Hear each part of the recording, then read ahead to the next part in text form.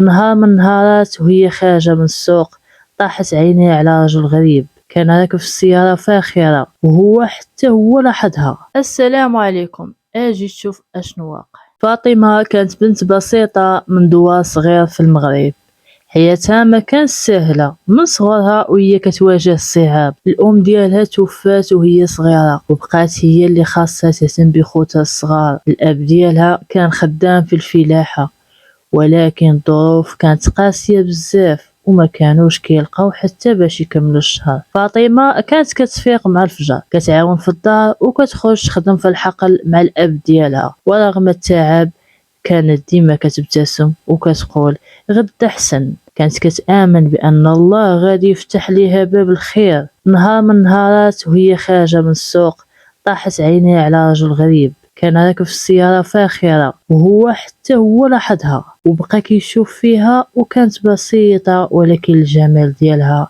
كان طبيعي والحياء ديالها زادها رونق.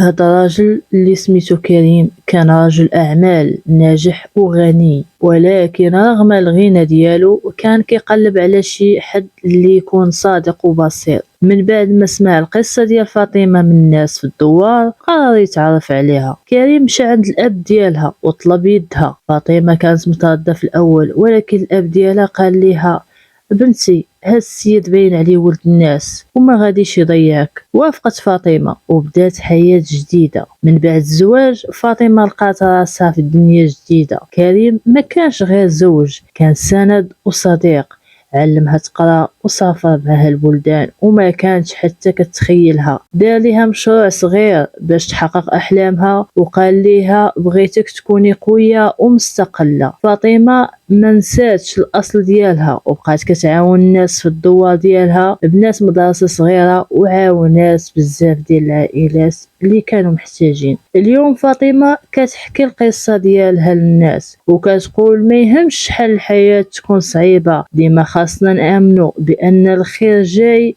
الله يعوض الصبر ديالنا باحسن حاجه.